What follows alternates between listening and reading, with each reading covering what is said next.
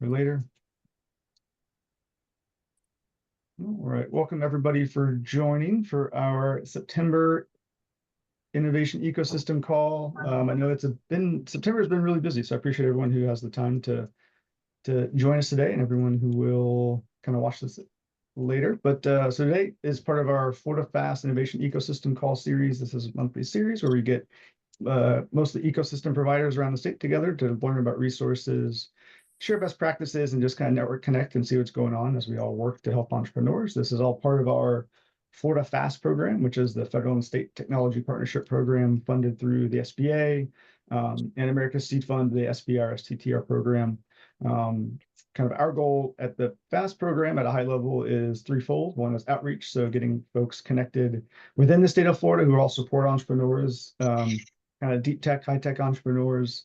We also connect at the national and federal levels to see how we can make sure the folks like the program managers know all the great stuff that's happening with the companies here in the state.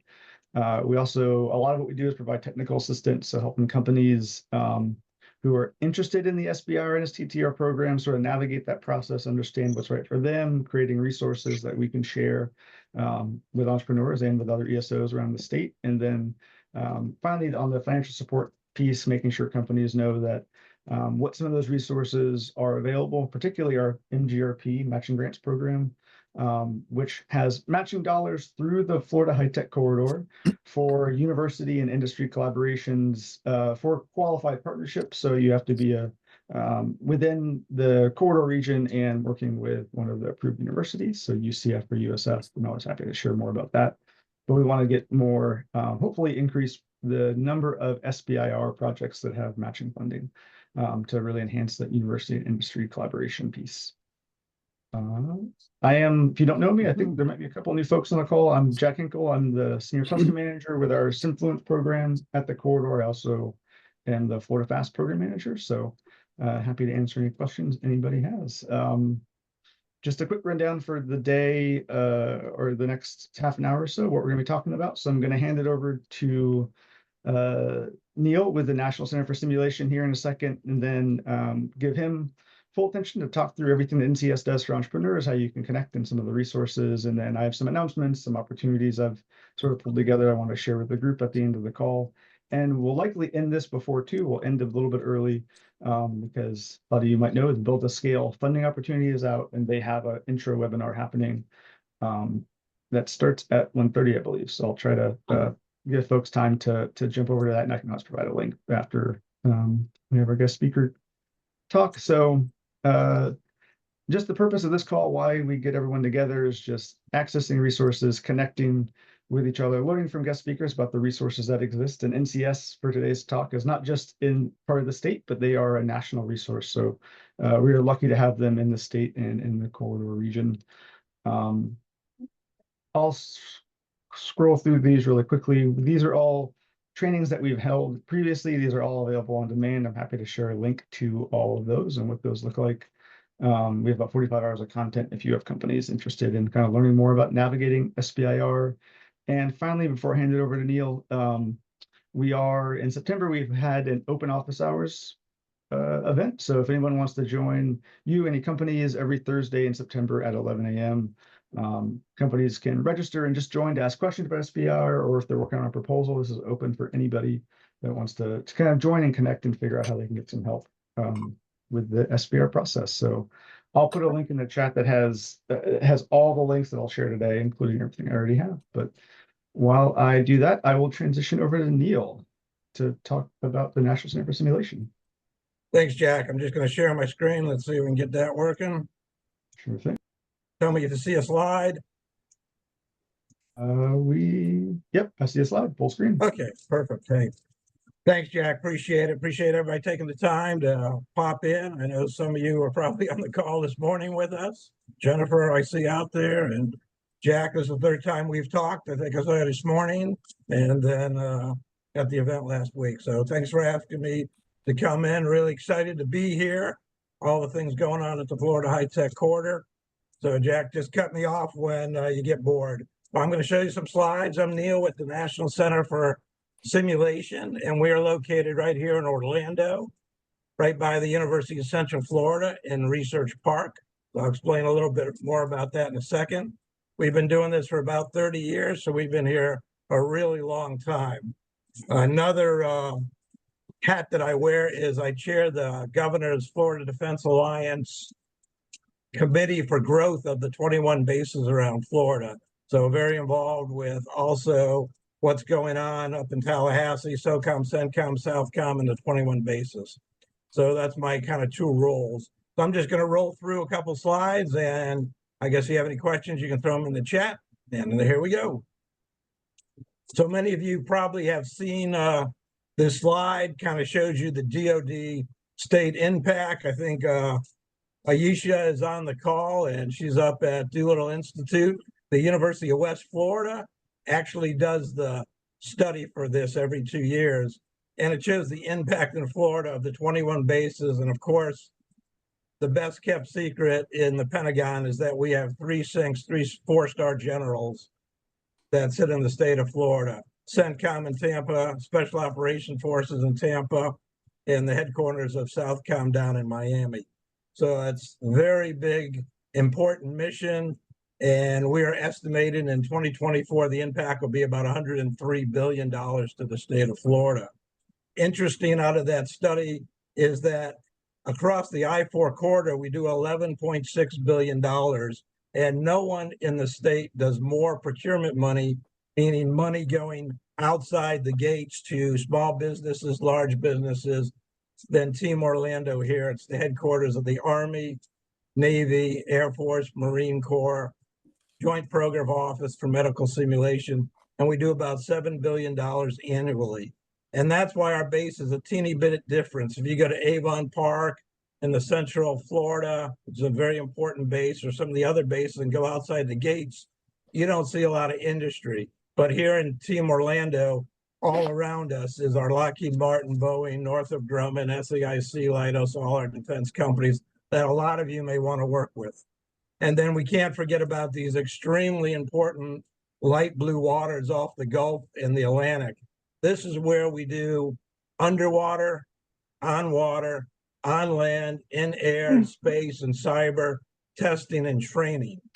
And this is why you'll see a German sub or a Japanese sub off Cocoa Beach. Why is there a Japanese sub? This is where they're going. They're going up to Jacksonville off the coast to train with our military. So very important waters. You'll never see a wind tunnel or any oil platforms off those coasts, because this is where we do our military training and testing. And putting a wind tower out there would be like putting a wind tower on I-95. So very important, the state of Florida, to what we do in the Department of Defense. Preaching to the choir, probably a lot of you know that. In Team Orlando, I mentioned it's the headquarters, but we sit here with a lot of other defense and important groups inside of governments. Joint Program Office for Medical Simulation. So if you've ever used a medical simulation or seen a paramedic with a mannequin or a colonoscopy simulator or a birthing simulator or a baby simulator, all that started right here out of Research Park. We were the first ones to do medical simulation. And quite frankly, we couldn't get anybody in the military to listen to us. It was all kind of kept alive with congressional ads. And then one day, unfortunately, we had a war in the Persian Gulf, and the Army Chief of Staff went out to the Persian Gulf and saw all the carnage on the battlefield from IEDs and body parts, and with soldiers and warfighters that haven't bathed in 3 weeks. And we were asking 21, 22, and 23-year-old kids to go out there and clean all that mess up. And he said, this isn't working. So the first place he came was to Orlando, Florida. And after he saw what we were doing with medical simulation, he created a $100 million medical simulation program. And that is why now every teaching school, every hospital, every nursing school, you will find simulators in there. And just great technology and dual use transfer the DoD out to private industry. And many of you know we have some of the largest nursing schools here as well. UCF nursing school sits a block from me. 34% of their budget is simulation, 5,000 students in their nursing school. So a lot of tech transfer has gone on outside of DoD into all these other sectors. So in Research Park, there's 2,800 DoD personnel. And one of the things you might be interested in, and one of the nice kept secret in Research Park, we are the third largest DARPA contracting organization for SBIRs. We do about 20 to $30 million in SBIR contracts every single year out of for DARPA. And so that is something you might want to get involved with. DARPA obviously has great websites, show you what you want, and also has industry days and webinars to get involved with that. But we do about 20 to 30 million dollars out of that. And as you know, the most important thing with SBIRs, not the 500,000 phase one or the 1.5 million phase two, it's to get these things into phase three and commercialized. And once the SBIR, as many of you know, goes into phase three, the United States military and our government offices, no matter what sector of the government you're working with, whether it's commerce, transportation, they can take any color of money. So at that point, we can put millions and millions of dollars under a SBIR phase three contract. And many times that's how we sparked innovation here in Team Orlando to get things out. So obviously we use seed funding. That's very important through the SBIR program, STTR program. And the great thing to our industry is they don't take a piece of the puzzle like the venture capitalists or angel funding where they take a part of the business. And so we use SBIRs very strategically. I've given out hundreds of millions of dollars in SBIRs over my 30 career inside the military. So very important program for us. This is kind of an overview of the park. Won't bore you there. So our job here for 30 years has been to promote, protect, and set the condition of growth modeling simulation. Where big advocacy is what we do with city, county, state, and federal. And I would suggest this is kind of what we're doing here, letting me talk to you all working with the Florida High Tech Corridor. I talked to you about medical due use as we're a champion for that. We did the same thing with Department of Homeland Security. We've transitioned over 225 programs out of Team Orlando into the Department of Homeland Security. And I can go on and tech transfer, whether you're in the energy, life sciences, anything, we've done it all. Simulation is ubiquitous now.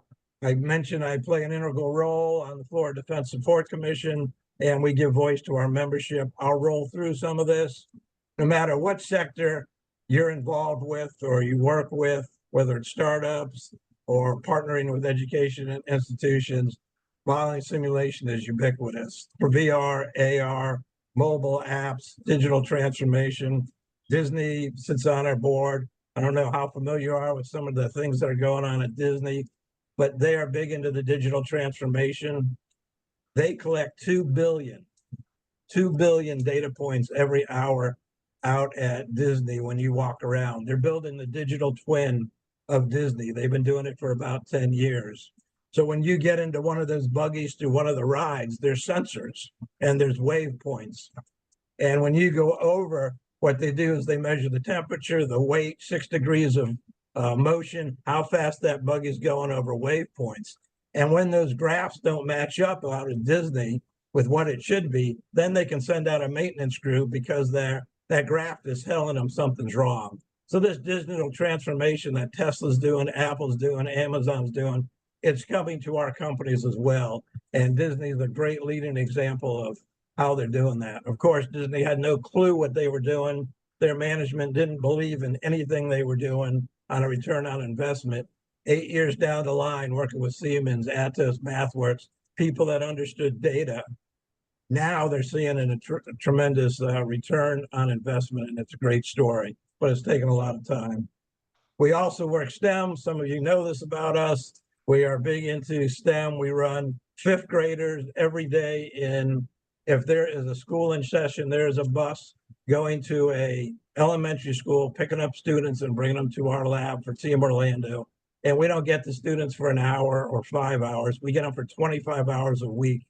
We take these students, we keep them in our STEM camps, which are free.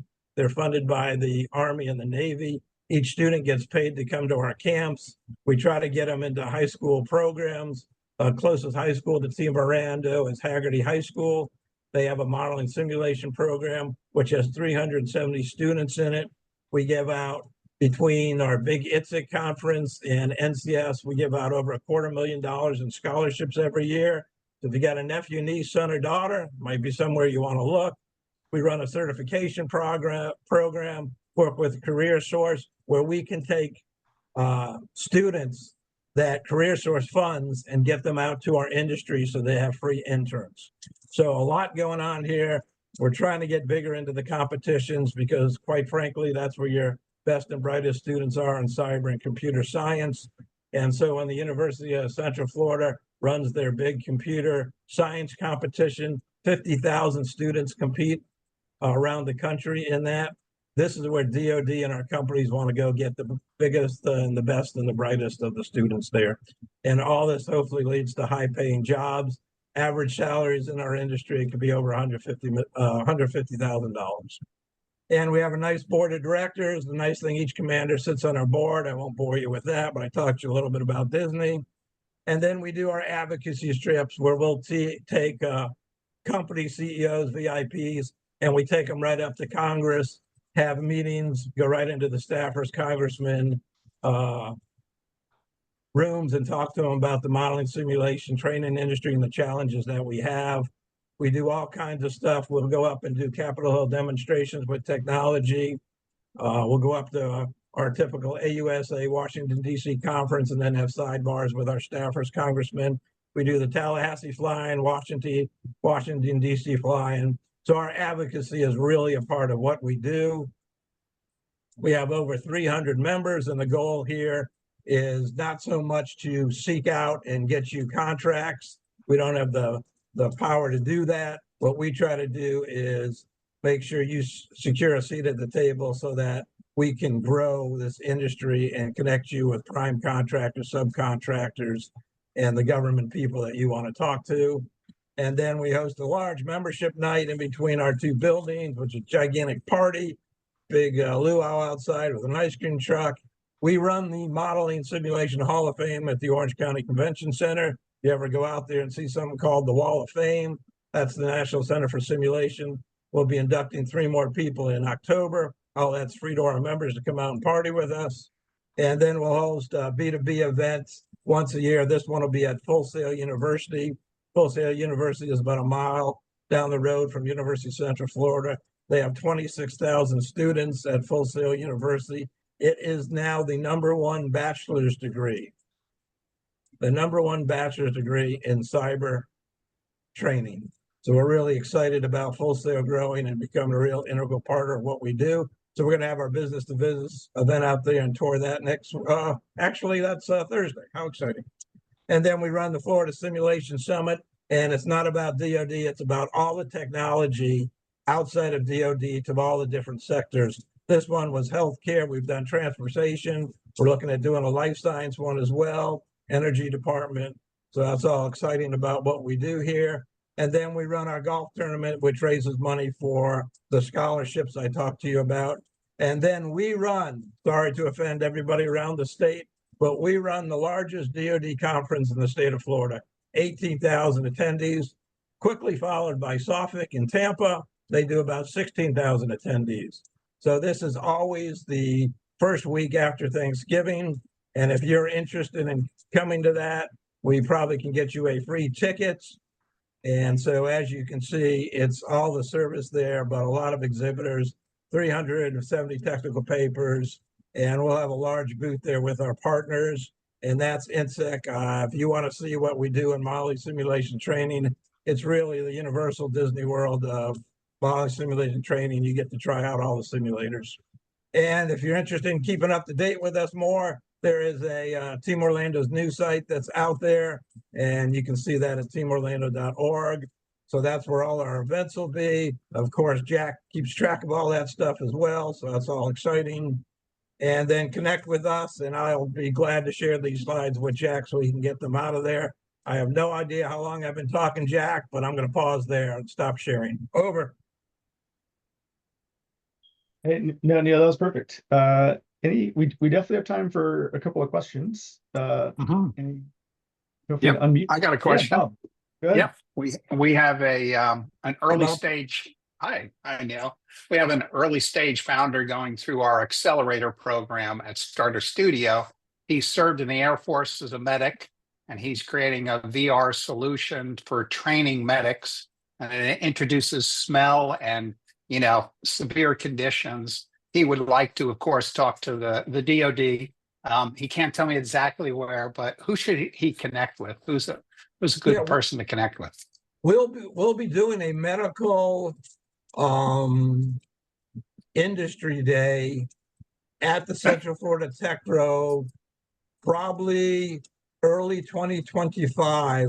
They're collecting folks that want to be in that. It'll be absolutely free.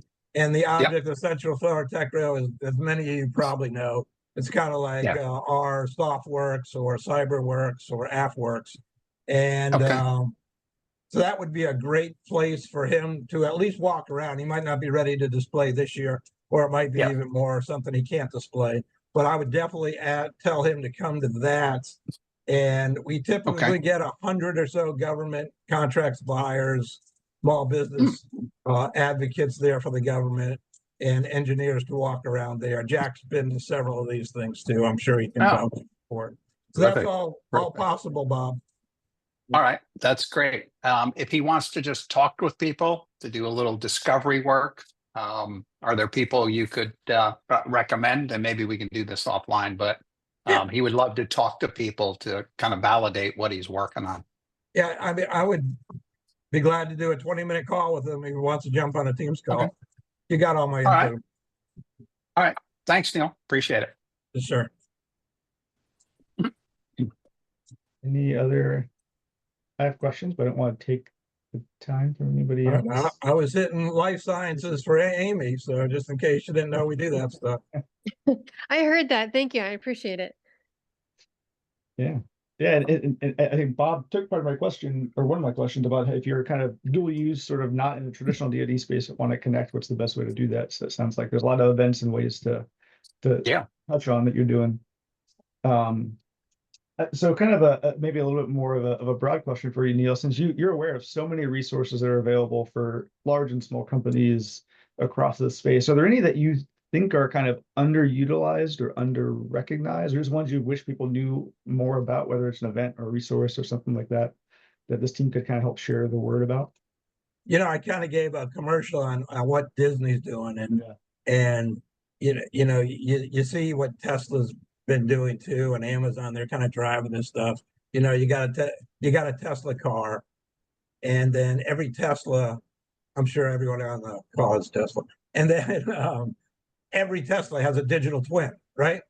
So when your door is rattling and you go to bed, that car is communicating with its digital twin, and they're going to fix that before you ever get up in the morning. Those are the kind of things that are happening out there. And if you don't know the concept of digital twins, think of Tom Hanks in the movie Apollo 13, right? It was really the first time that folks got to see what a digital twin is. So his crew, Tom Hanks, was stuck up in space, couldn't get him out, couldn't get him down. Between Houston and the Space Coast of Florida, they had a digital twin. They kind of fixed the challenge down here and then sent the instructions up to Tom Hanks, and that's what brought them down safely. And that's why we always say simulation, modern simulation saves time, money, and lives. So this is what everybody is going to, this digital transformation. I'm probably preaching to the choir here. And so we are seeing companies go from the Flintstones to the Jetsons really in weeks once they start implementing all this data in the proper way. And you don't want to recreate the wheel. You just want to learn what others are doing. So to answer your question, we are lucky to have the ARC Advisory Conference every single year in Orlando. They have made this their home. The ARC Advisory Conference they have been tracking digital twin companies for 10 years before people even heard of what a digital twin is. And they have the conference here, and it is amazing what goes on at that conference. Chevron, ExxonMobil, Siemens, all the big companies come there, and it's basically learning focus to see what others are doing in that space. And there's some booths to walk around too. So I would heavily recommend the ARC Advisory Conference to people if they can get out there. It's a little pricey, but it is what it is. Awesome. Did Thanks. that And answer your question? Did that help at all?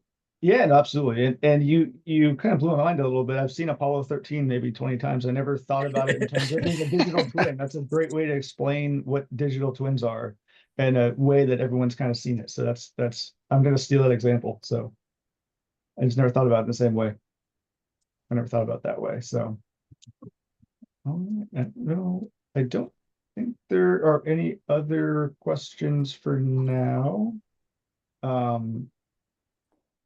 Going once, going twice. All right. Well, I appreciate Neal. So we'll share your slides and your information. NCS information is on there. I gave a link to NCS, and that has a link to all the events and the places where you'll be. If you're at an event, especially in the Orlando area, you'll probably see Neal there.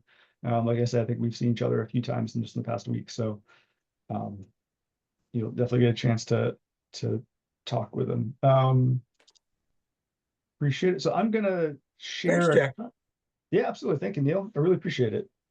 I am going to, before we kind of wrap up, like I said, we'll end a little bit earlier than normal. I'm going to share a couple of resources and events and things that I've sort of pulled together I think might be interesting for this group and your entrepreneurs and the folks that you work with.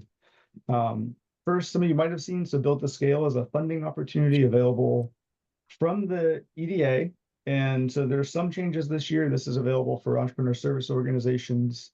They have awards anywhere from, they say, the low hundreds of thousands up to $5 million, anywhere from 2 years to 5 years, to help support high-tech entrepreneurs in different verticals. And so I say we'll wrap up a little bit early on this call today because they're doing an intro webinar at 1:30, so in about 5 minutes. And I can, the link to RSVP is I've put in the chat that list of links, so it's in there if you want to join. So I want to give people a chance to join and learn more about this, because Built to Scale is a really good funding opportunity to help grow and scale some of our operations. Love to see more organizations from Florida apply for this funding. So it's due October 28th, I believe is the date. Yep. But outside of Build to Scale, just a couple of quick things I'll mention for the group here. So NBIA, it's the International Business Innovation Association, has an open RFP for any individual or organization that can do a DEI evaluation of kind of best practices and programming. And so they have a $75,000 RFP open. So if you, and again, in the link I shared earlier, you can access this, but if you know someone or your organization has the ability to do that kind of audit, DEI audit for organizations, they have a $75,000 RFP out for their own programming. I'll mention, we talked a little bit about veteran-owned companies, and so SBIR Accelerator is managed by the Veterans Entrepreneurship Initiative. So this is open now. If you have veteran-led companies, so 10% veteran ownership in the health, kind of broad health tech sphere, this is in partnership with Johns Hopkins University. So you get access to some experts from Johns Hopkins. If you have companies developing, veteran-led companies developing health tech and a kind of AI and health tech, neurotech technologies, might be a great opportunity for them. Similarly, if you're working with students, this is connected to the X-Tech program, which is kind of an offshoot or tangentially related to SBIR, but the Army is looking for HBCU students with defense-related ideas and technologies. You can apply between now and October 30th to get some funding to kind of further develop technologies. Again, these are for HBCU students, current students. And there's a couple of rounds, but there's about $140,000 of prize money available through that. Neal shared about their event, their B2B event coming up on Thursday, but wanted to reemphasize that event is happening from 5 to 7:30 at Full Sail. So definitely don't want to miss that. And earlier on Thursday, the National Security Innovation Network, which you saw on Neal's slides and one of the organizations they work with as well, has a 4-part webinar series on intro to working with the DoD. So speaking to that point of, if you're coming from life sciences or energy or some other space, but you're interested, you can join this webinar series to learn a bit more about that kind of the mechanics and the process and what they look for that. I don't think Carl from the Tampa SBDC is on the line here, but he shared with me this Tampa Bay pitch day. So if you have companies that want to pitch, the audience for this will be legislators and folks from the state of Florida, hosted by Florida Department of Commerce and Select Florida. they are looking for companies with military and defense technologies, life sciences, and fintech or blockchain to present. And so you'll present to folks at the state level your technology, and then just a chance to pitch. There's not a prize competition, but a chance to get in front of that audience. And so that is October 8th. I think you have to apply this week to pitch, if I'm not mistaken, on that. But if you look that up, they have all the details on how companies can apply for that. Our own Influence program is hosting a couple of panel discussions for Florida Climate Week on October 8th, the same day as the Tampa Day event. We have one panel with some of our regional government leaders in sustainability talking about their efforts and what they're doing. And then we have 3 of our companies with some pretty unique technologies in the sustainability space that will be talking. This is taking place at the Orlando Science Center. So free event, feel free to register and love to see you out.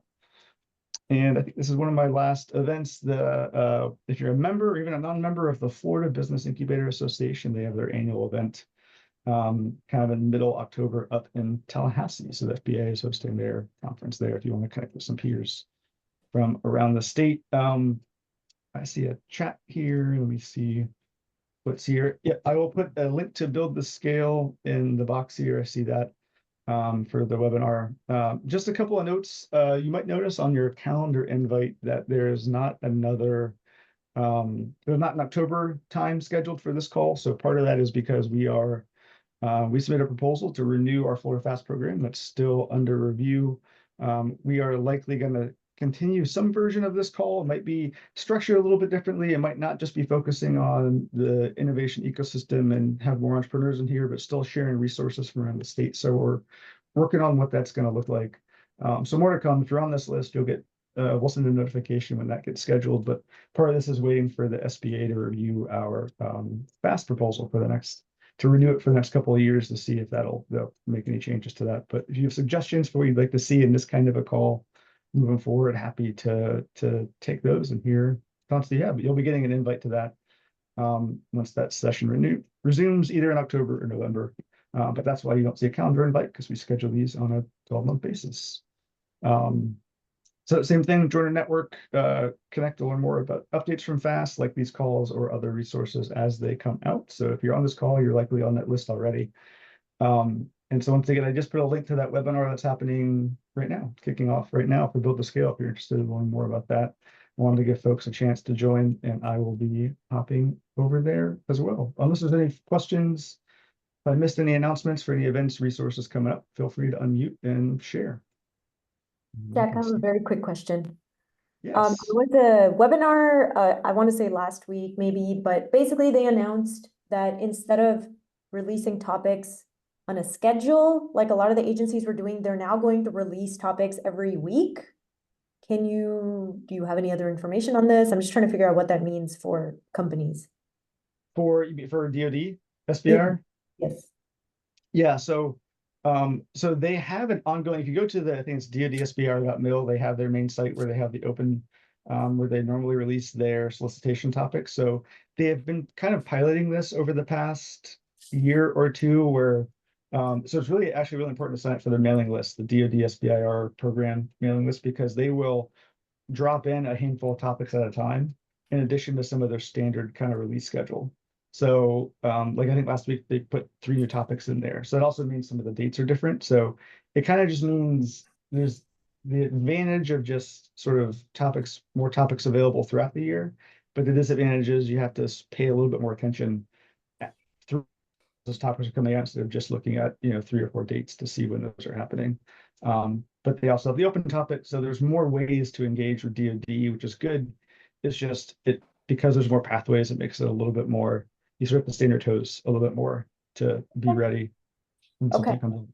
Thank you. Well, that helps. Yeah. Anything?